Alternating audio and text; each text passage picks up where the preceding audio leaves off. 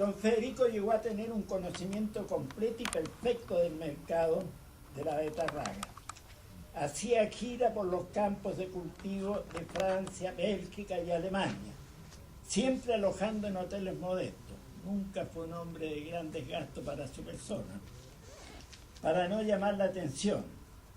Llevaba estadísticas de la producción y consumo, y en su memoria prodigiosa nunca manejaba apuntes, que nunca le abandonó hasta su muerte, almacenaba hasta el último detalle que podía tener influencia en los precios y según lo cual compraba o vendía. Nunca almacenó o perturbó la distribución de las existencias, aunque en su memoria tenía toda la información y nunca se equivocaba en las cifras cuando negociaba, a pesar de que no llevaba libros ni controles escritos, y su palabra, por otra parte, y su crédito eran sagrados, valían por 100 documentos escritos. Sus compromisos eran confiables. Siempre fue muy abierto en sus operaciones y recomendaciones, y era enemigo de los misterios. Fue tal su poder que incluso en la Cámara de Diputados de Francia, en más de una ocasión se discutió su influencia en el mercado de la betarraga azucarera. Ello fue especialmente relevante en la llamada Batalla de los Azúcares entre 1904 y 1905, en que la cosecha fue extraordinariamente pobre. Santa María, que por su conocimiento del mercado lo había previsto, llegó a comprar cerca de 9 millones de sacos, a alrededor de 28 francos. El saco, comprometiendo más de 10 millones de libras esterlinas. El saco llegó a valer 50 francos. Estamos hablando de monedas de la época, o sea, hoy día significan cantidades muchísimo mayores. Pero Santa María fue vendiendo paulatinamente a diferentes precios, por cierto, haciendo siempre utilidad, ganando cerca de 3 millones de libras esterlinas de la época y produciendo grandes pérdidas a quienes especularon contra él, incluyendo conocidos políticos y poderosos empresarios. Uno de ellos, Monsieur Ernest Courvoisier, un poderoso empresario del azúcar, llegó a tal punto que se suicidó. Por otro lado, los que podríamos llamar sus adversarios eran hombres sumamente poderosos, con créditos ilimitados, mientras don Federico era un extranjero, sudamericano por añadidura, que en aquella época ya significaba puntos medios, sin vinculaciones, que operaba totalmente solo por su propia cuenta y ni siquiera tenía una oficina. Su valentía raya en la temeridad. No se consideraba empresario, nada producía ni tenía negocios organizados. Él mismo reconocía que no era organizador. Esto le permitía abordar empresas tan audaces como la mencionada anteriormente. Le atraía el azar y el peligro. Durante la guerra de 1914 jamás se preocupó de los bombardeos alemanes y nunca tomó precauciones contra ellos. En diciembre de 1906, después de su viaje a Chile por el terremoto, regresa por New York, donde tenía importantes inversiones en la United Steel Corporation, la gigante del acero, en la cual invirtió adicionalmente créditos de algunos negocios azucareros que no le habían resultado en Francia y que no se pudieron completar por insolvencia.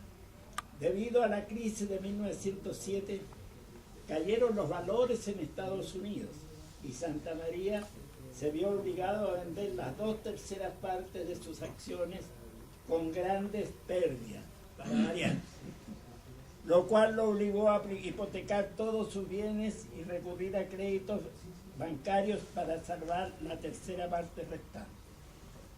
Pasada la crisis, pudo recuperar algo de esas pérdidas, equivalentes a más o menos 3 o 4 millones de dólares de la época, lo que era nada comparado con lo que había ganado en la betarraga. Sin embargo, 2 años después, vuelve a recuperarse y queda listo para emprender nuevamente las audaces operaciones que le apasionaban. Las operaciones Monferico entre 1909 y 1910, que coincidieron con un alza inquietante del precio del azúcar, llamaron nuevamente la atención de la Cámara de Diputados de Francia. Y hubo denuncias de acaparamiento en París, Londres y Hamburgo, a las que se añadían las enormes ganancias que don Federico había obtenido, las que fueron objeto de discursos, especialmente del diputado Monsieur de Moncy. Ello produjo que Santa María fuera interrogado por el comisario Poncet, donde hizo francas y categóricas declaraciones explicando claramente su forma de operar, que era basada en informaciones conocidas que él analizaba en cuanto a producciones y demandas y usaba para tomar sus decisiones comerciales. Él mismo declaraba los stocks que manejaba en aquella época, que eran considerables. Ello provocó en la Cámara un agrio debate que duró 9 meses, y en los cuales naturalmente el nombre de Santa María fue citado con frecuencia, llegándose a pedir su expulsión del país. Estaba empezando a tener síntomas de arterioclorosis que le impedía beber y fumar sus queridos habanos, aunque no por eso dejaba de interesarse por sus negocios. Es así como en 1924, un año antes de morir, inicia una de las operaciones más desastrosas de su carrera. Una poderosa firma de corredores de New York, Banco y compañía, lo convence de entrar y operar en el mercado americano del azúcar, donde invierten más de 4 millones de libras esterlinas de la época. Estamos hablando de cifras que hoy día son siderables. Una cantidad enorme para la época, lo que significaba entrar a operar en gran escala en las plazas de Chicago y New York. Santa María pretendió aplicar en el gigantesco mercado americano los mismos principios que le habían dado tan buenos resultados en París, Hamburgo y Londres. Pero los volúmenes que se manejaban en Estados Unidos eran demasiado grandes. Tenía problemas para visualizar oportunamente la fluctuación en los precios